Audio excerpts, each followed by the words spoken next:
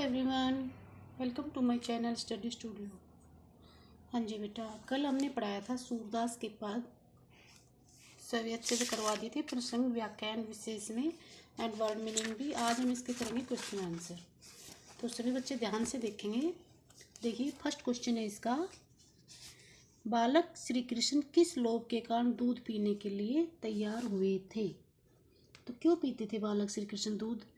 Chapter के according answer देने हैं। तो क्यों पीते थे? क्योंकि उसकी माँ बार बार बोलती थी, अगर आप दूध पियोगे तो आपकी चोटी लंबी हो जाएगी, बहुत सुंदर हो जाएंगी, बाल लंबे लंबे हो जाएंगे, और जब मैं चोटी कंघी करूँगी तो ये एक नागिन जैसी चमकदार बहुत सुंदर धरती पर गिरी रहेगी, ऐसी इतनी मोटी चोटी हो जाएगी। तो आंसर में हम लिखेंगे इसका, ये देखिए ऐसे लिखना है, बालक श्री कृष्ण अपनी चोटी को बलराम की चोटी के समान लंबी करने के लालच में आकर दूध पीने के लिए तैयार होते थे। माता यशोदा श्री कृष्ण को यही समझाती है कि दूध पीने से ही तेरी चोटी बलराम की चोटी जैसी हो जाएगी, सुंदर और लंबी और मोटी हो जाएगी, और धोने से और बाल कंघी करने से और गूंथने पर वह नागिन जैसी चमकदार हो जाएगी। इसी लोभ के कारण वे दूध पीने के लिए तैयार हो जाते हैं। देखो आपको ऐसे भी लिख सकते हो, और जैसे मैंने चैप्टर में जैसे फर्स्ट टाइम जब बताया ना, वो भी बिल्कुल ठीक है। तो आप कैसे लिखेंगे इसमें, क्वेश्चन में आंसर में लिखेंगे, माँ श्री कृष्ण को कहती है कि जैसे बलराम की चोटी मोटी है ना, आप वो इस मोटी चोटी चाहते हो तो आपको दूध पीना पड़ेगा, दूध पियोगे तो आपकी बलराम जैसी सुंदर और मोटी चोटी हो जाएगी। तो इसलिए आप क्या करना है, बलराम जैसी चोटी, बस वही है, जब मैं कंघी करूँगी तो वो बिल्कुल नागिन जैसी मोटी हो जाएगी। इस लोभ के कारण श्री कृष्ण जी दूध पी लेते हैं, है ना बड़ा इजी सा। देखिए आगे देखिए, श्री कृष्ण अपनी चोटी के विषय में क्या क्या सोच रहे थे?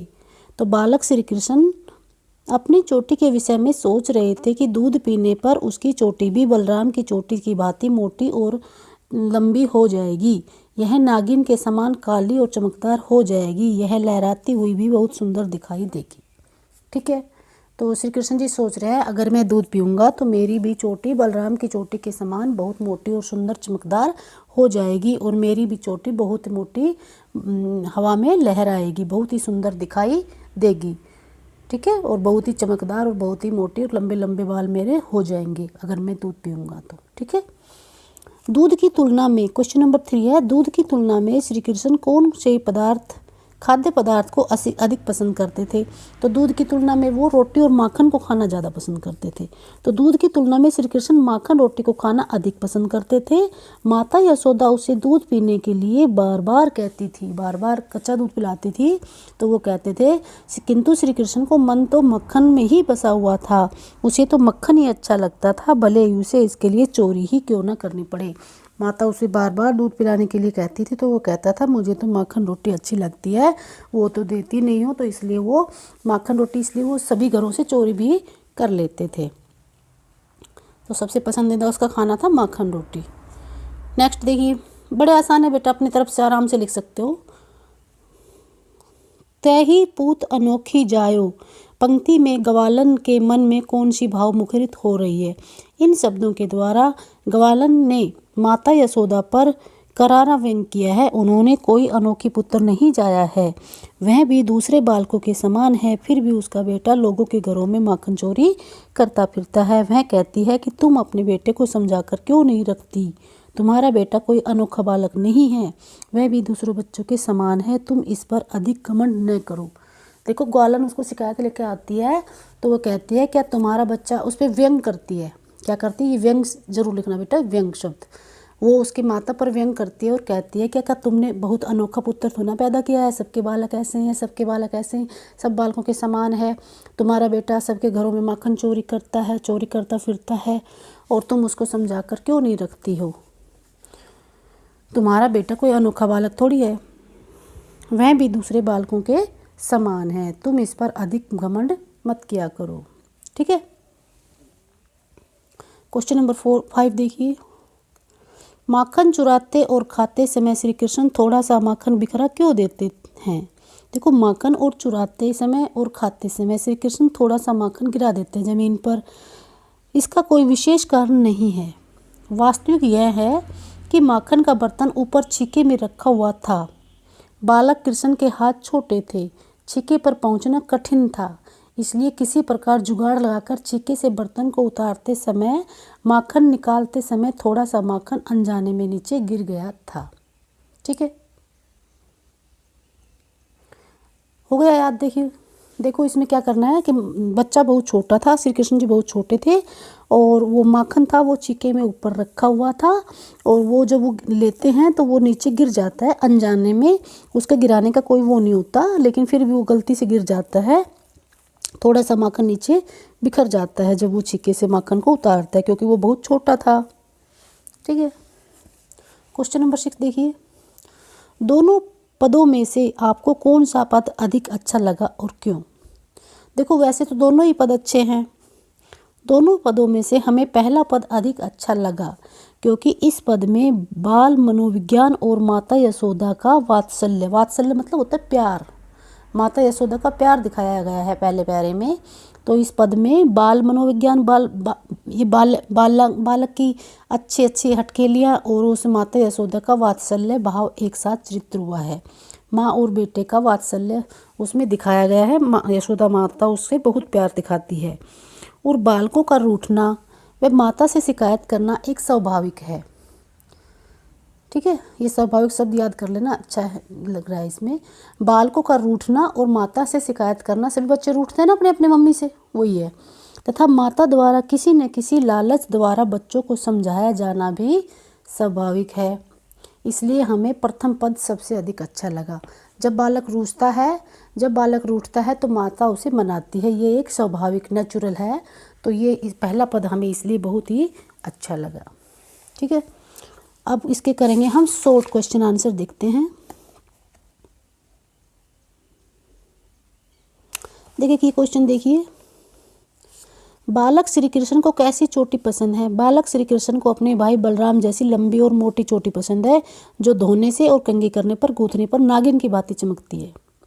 ठीक है, और ये देखिए, बालक कृष्ण की शिकायत भरी बातें सुनकर माता यशोदा के मन में कैसे विचार उत्पन्न हुए? तो माता यशोदा मतलब बालक श्री कृष्ण ने माता से शिकायत की, तो कैसे विचार उत्पन्न हुए उसके मन में? तो माता यशोदा बालक श्री कृष्ण के मुख से चोटी के विषय में शिकायत भरी बातें सुनकर भाव विभोर हो गई, उसे अपने गले से लगा लिया। वह बालक कृष्ण एवं बलराम की लंबी आयु के लिए प्रार्थना करती है और दोनों को सदा जोड़ी बनी रहने का आशीर्वाद भी देती है कि जिस तरह सूरज है हमेशा चमकता है, उसी तरह तुम्हारी जोड़ी भी हमेशा बनी रहे।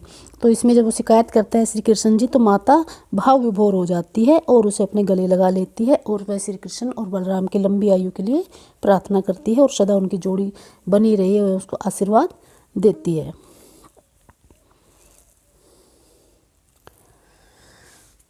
ठीक है, अब शॉर्ट क्वेश्चन आंसर देखिए।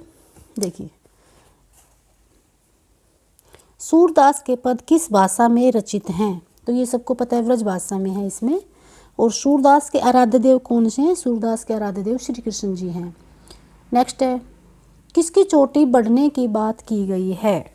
किसकी चोटी बढ़ने की बात की गई है? श्री कृष्ण की चोटी बढ़ने की बात का वर्णन किया गया है। और लंबी किसकी है? बलराम भैया की है। यशोदा ने बालक कृष्ण की चोटी बढ़ाने के लिए क्या लालच दिया? कच्चा दूध रोज रोज पिलाती थी वो, कच्चा दूध रोज रोज पिलाने का लालच देकर उसको चोटी बढ़ने का लालच देती थी। बालक कृष्ण को क्या खाना पसंद था? रोटी और माखन। माता यशोदा कृष्ण और बलराम को कैसा आशीर्वाद देती है? माता यशोदा उन दोनों को लंबी आयु का आशीर्वाद देती है। गोपिका किसकी शिकायत करने यशोदा के पास आई थी? किसकी करने आई थी? वो श्री कृष्ण की शिकायत करने के लिए यशोदा के पास आई थी। गोरस का अर्थ है गाय से बनी दूध, गाय का दूध या गाय के दूध से बने हुए सामान। यशोदा को उलाहना किसने दिया? यशोदा को उलाहना किसने दिया बेटा? यशोदा को उलाहना गोपियों ने दिया। गोपिका, ठीक है, जो वहाँ की जो गोपिकाएं थी ना, उन्होंने उलाहना दिया। ग्वालिन भी बोल सकते हो आप। ग्वालिन ने यशोदा के बेटे कृष्ण को कैसा बेटा बताया? अनोखा। क्या तेरा बेटा अनोखा है, ऐसे बोला था उसने। श्री कृष्ण ग्वालिन के घर में माखन चोरी के लिए किस समय गए थे? दोपहरी में। ग्वालों को कृष्ण की चोरी से कैसी हानि हो रही थी? ग्वालों को कृष्ण की चोरी से कैसी हानि हो रही थी? ग्वालिन थी ना, उनको गोरस की हानि हो रही थी। जो गाय के बने हुए सामान थे उनसे उनको हानि हो रही थी।